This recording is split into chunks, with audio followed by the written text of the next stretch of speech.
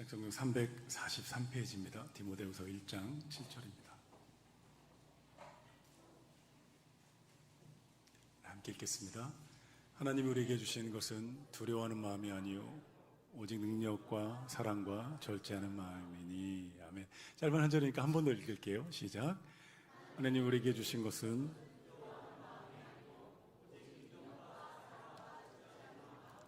아멘. 여러분 기도해 주셔서 휴가 잘 다녀왔습니다. 잠깐 쉼표를 찍고 또 하반기를 잘 준비할 수 있을 것 같습니다. 저는 지난주에 청평교회 다녀왔습니다. 청평교회 둘러보고 또 잠옷실에도 한번 가봤고 여러 가지 많이 둘러보고 왔습니다. 여러분 잘 지내고 계시죠? 예, 비가 오늘 또 오면 더위가 많이 꺾일 것 같아요. 좋은 계절이 오고 있습니다. 옆에 보시면서 인사하겠습니다. 여름을 승리하셨습니다. 네온의 디톡스 시리즈 설교를 이제 본격적으로 합니다. 한 6가지 정도 우리의 마음에 독소가 되는 것들을 우리가 살펴보고 하나님의 은혜로 해독되는 그런 시간 되기를 간절히 소망합니다. 여러분, 하나님은 우리를 축복하기 원하세요. 하나님 우리를 풍성한 삶으로 이끌어주고 싶어 하십니다. 우리를 하나님 아들의 형상으로 빚어가십니다.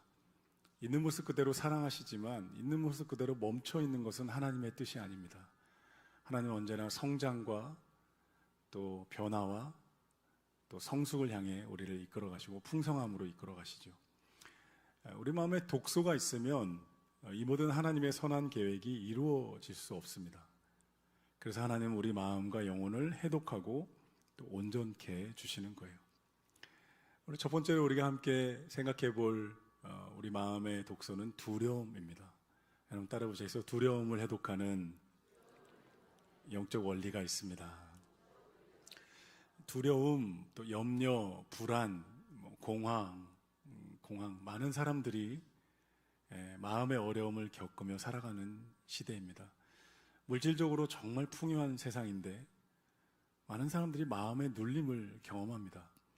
미국의 국립정신건강연구원에 따르면 한 해 5천만 명의 미국인들이 공황발작이나 공포증이나 불안장애에 시달립니다.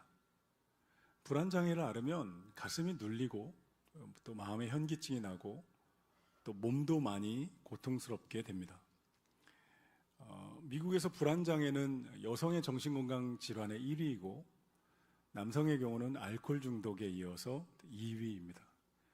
그러니까 세계 최강대국 미국은 세계에서 가장 불안한 나라인 거예요. 한국은 현실이 다를까요? 한국도 굉장히 비슷합니다. 제가 청년 사역을 오래 하고 교회 목회를 하면서 정말 예전과 달리 많은 사람들이 거의 10명에 한두 명꼴로 마음의 아픔과 어려움을 겪고 있는 것을 보게 됩니다.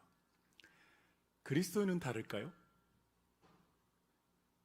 그리스도인들도 비슷합니다. 성경에는 두려워하지 말라는 말이 366번 나옵니다. 365일 두려워하지 말고 하루 더 두려워하지 말아라.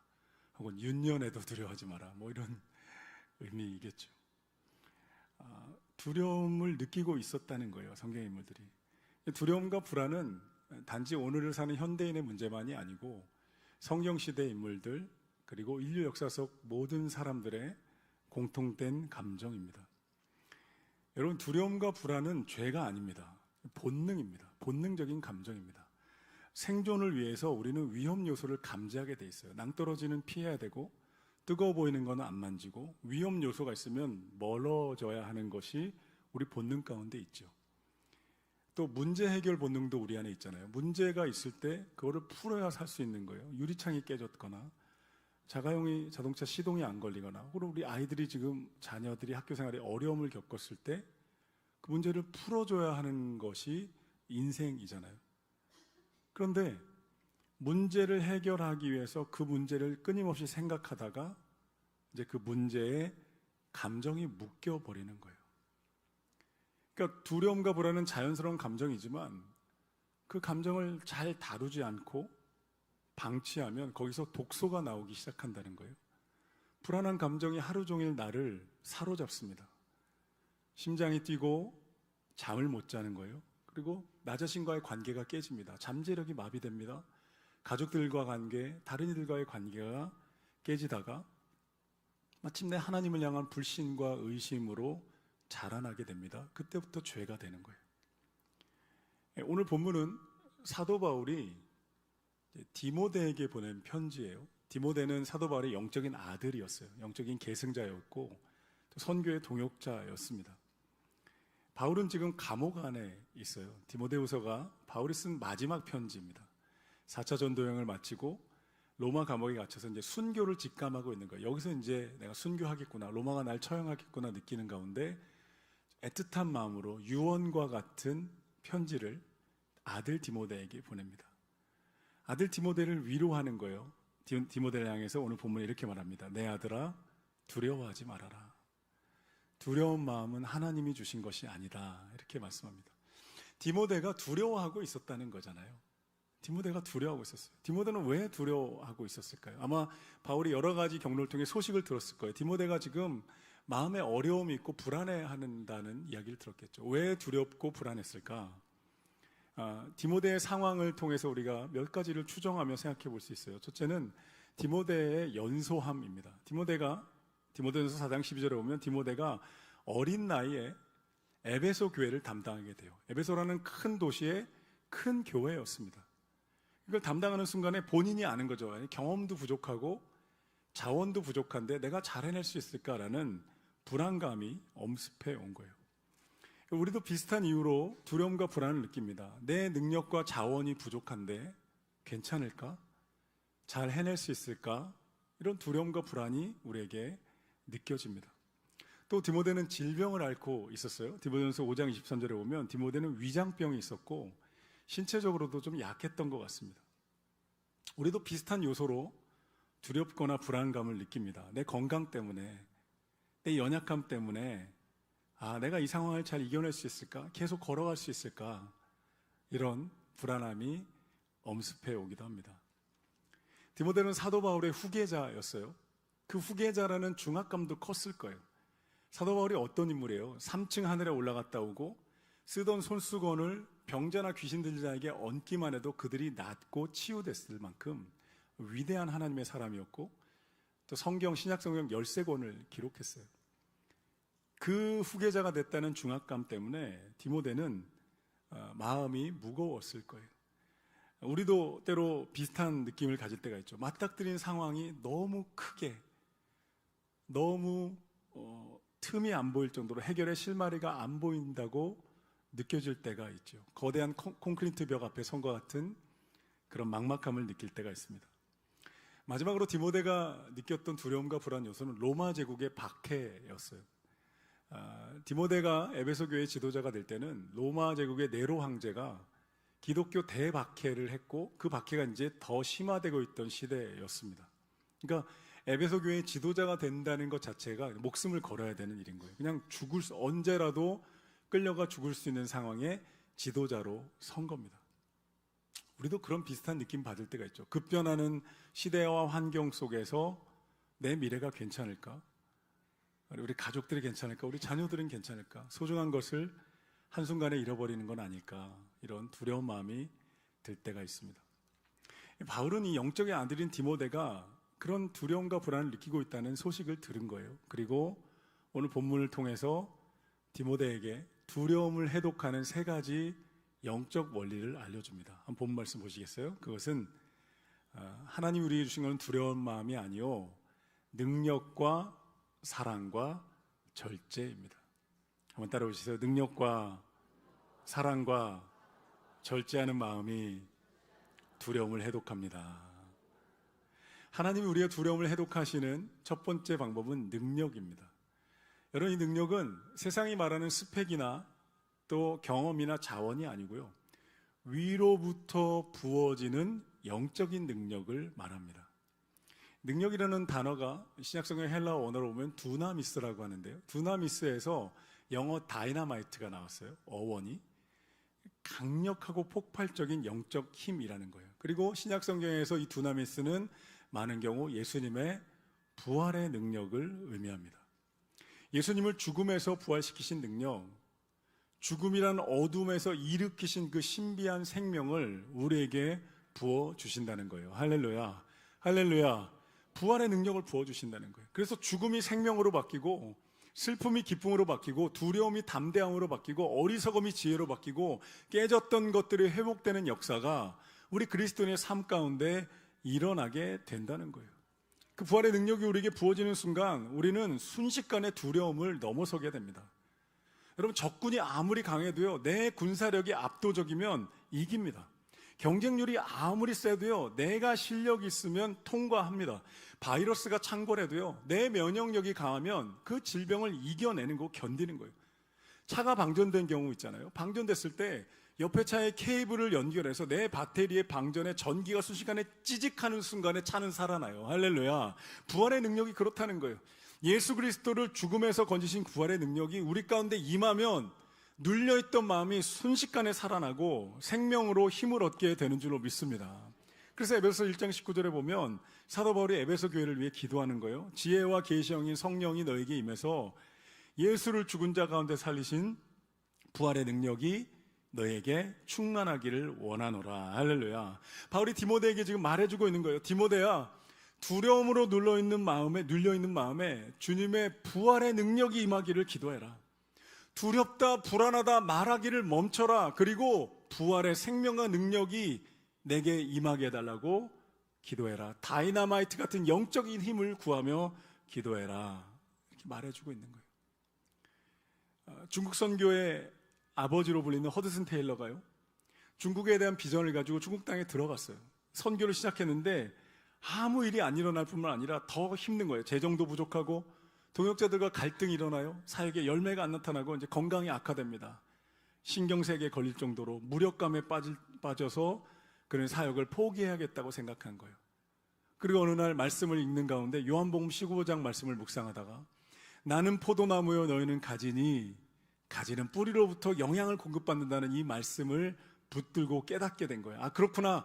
나는 가지일 뿐인데 내 힘으로 내가 생명을 나타내는 게 아니구나. 뿌리이신 예수님에게서 능력을 공급받아야 되는 거구나. 그가 깨닫고 바로 그 순간에 자신의 무력함을 인정하고 주님 앞에 나가 부활의 능력과 생명을 구하기 시작했어요. 기도하기 시작해서 주님, 내 힘으로 되지 않는 이 상황 가운데 주님의 부활의 생명과 능력을 부어주십시오.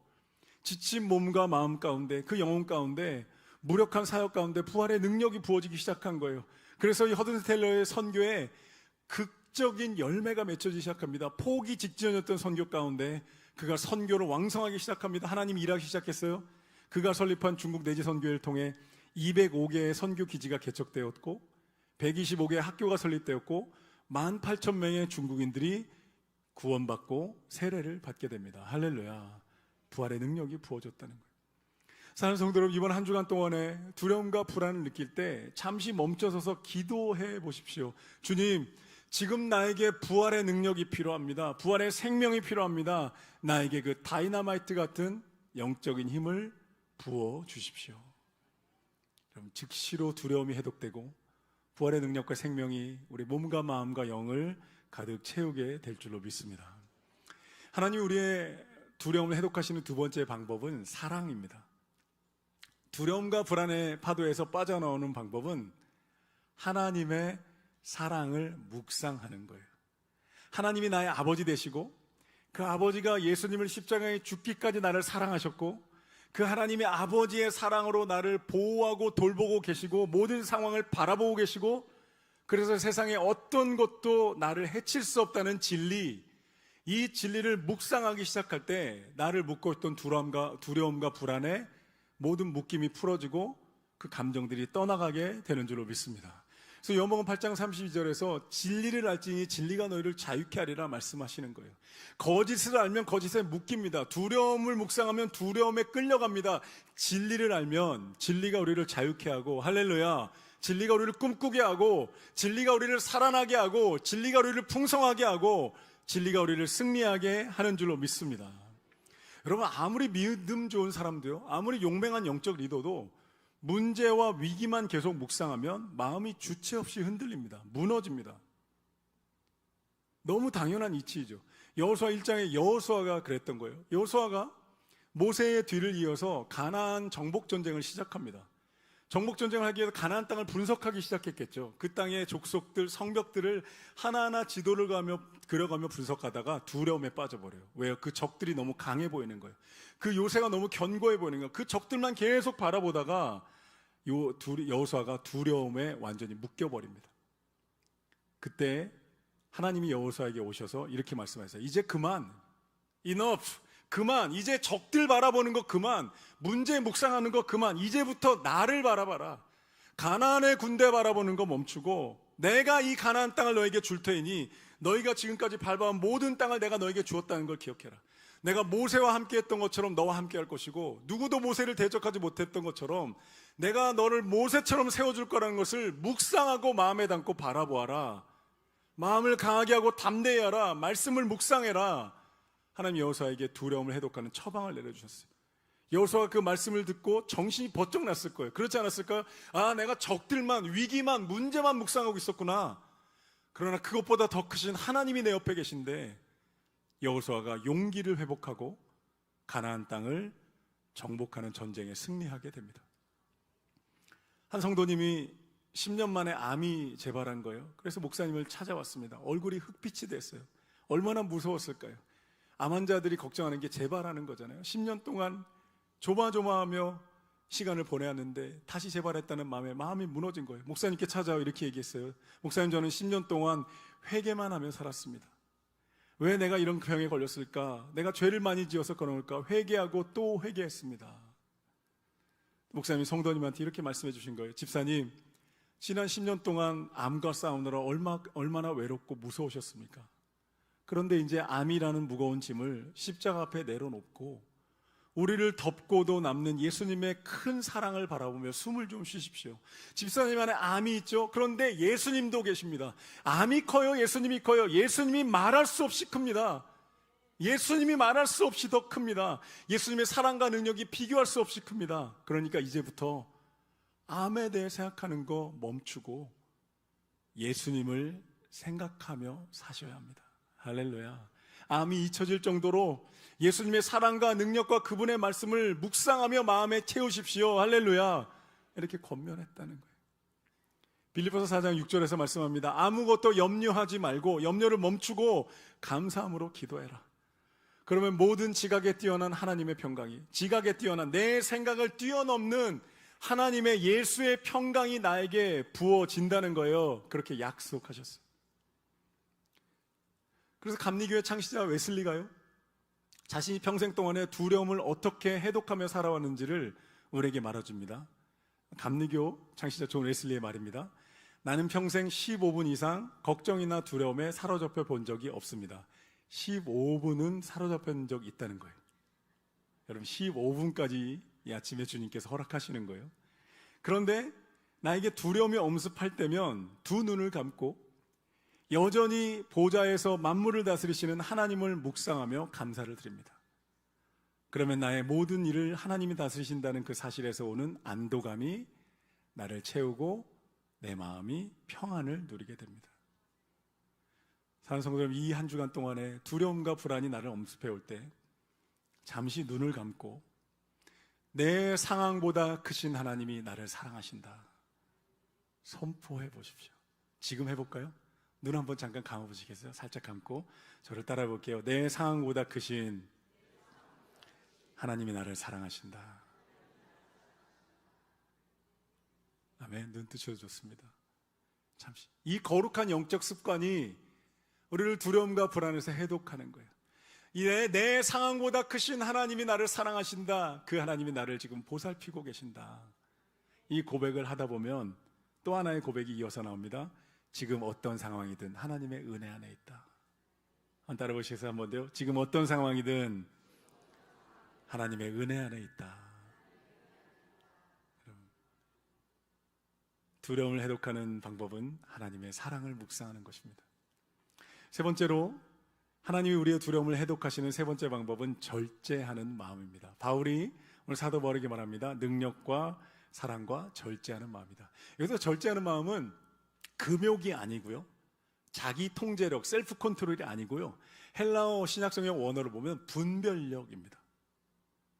성령이 우리에게 오셔서 두려움과 불안 앞에 딱 맞닥뜨렸을 때 온전하게, 차분하게, 분별하게 하신다는 거예요. 여러분, 두려움과 불안에 사로잡히면 우리는 아주 본능적으로 우리의 감정이 최악을 상상하기 시작합니다.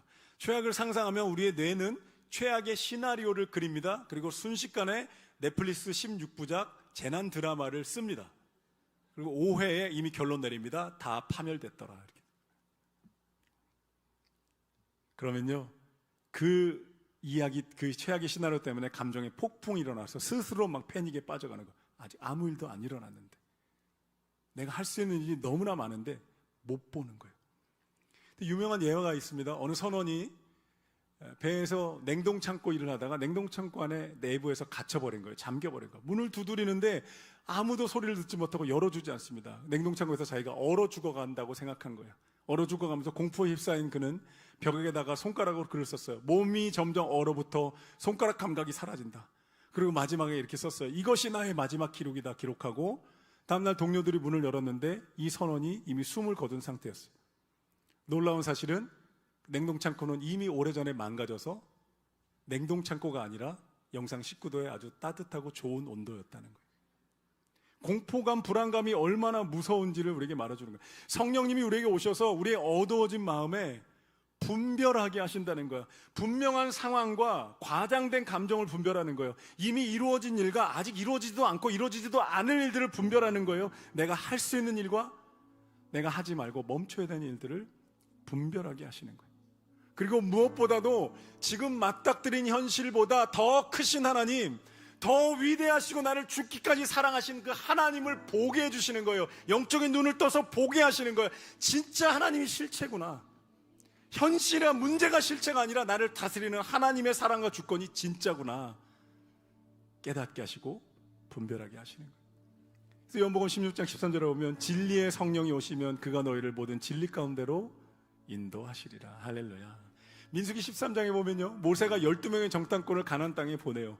12명이 돌아왔는데 10명과 2명으로 보고가 딱 갈라집니다. 10명은 말하는 거예요. 가나안 땅에 갔더니 성벽은 높고 거인 자손이었고 우리는 그들에게 안 될 것 같아요. 우리는 그들의 밥일 것 같아요. 우리가 질 것 같습니다. 그들이 보고하니까 백성들이 엉엉 웁니다. 우리 졌다고. 여호수아 갈렙 2명이 벌떡 일어나 말합니다. 아닙니다. 성령이 우리에게 말씀하시기를 저들이 우리의 밥이고 우리의 보호자가 우리와 함께이고 저들의 보호자는 떠났으니 우리가 승리할 겁니다. 할렐루야. 갈라지는 거예요. 뭐가 갈라진 거예요? 성령 안에서 바라보는 분별력이 그들의 두려움과 불안을 해독시킨 거예요. 성령이 주시는 분별력을 통해 두려움의 독소가 해독되는 줄로 믿습니다. 사도 바울의 이 편지를 받은 디모데는 어떻게 되었을까요? 능력과 사랑과 절제하는 마음을 통해 두려움에서 빠져나왔어요. 그리고 에베소 교회를 훌륭하게 목회했고 2000년이 지난 지금도 그의 이름이 회자될 만큼 그런 위대한 하나님의 사람으로 기억되었습니다. 하나님이 아침 오늘 우리에게 두려움을 해독하는 3가지 영적 원리를 알려주셨어요. 첫 번째, 예수님의 부활의 능력을 구하며 기도하십시오. 불안하다, 두렵다, 이게 문제다, 힘들다 말하기를 멈추고 주님의 부활의 능력과 생명을 구하며 기도하십시오. 두 번째, 잠시 멈춰서서 내가 어떤 사랑을 받은 자인지, 십자가에서 아들을 내어주기까지 나를 사랑하신 분이 나의 하나님, 나의 아버지라는 사실을 잠시 멈춰서 묵상하십시오. 세 번째, 성령님이 주시는 지혜로 상황을 온전하게 분별하며 걸어가십시오. 이번 한 주간 동안에 두려움과 불안을 벗어버리고 평안의 옷을 입고 담대함으로 승리하는 우리 모든 베델의 성도들 되시기를 예수님의 이름으로 축복합니다. 함께 찬양하겠습니다.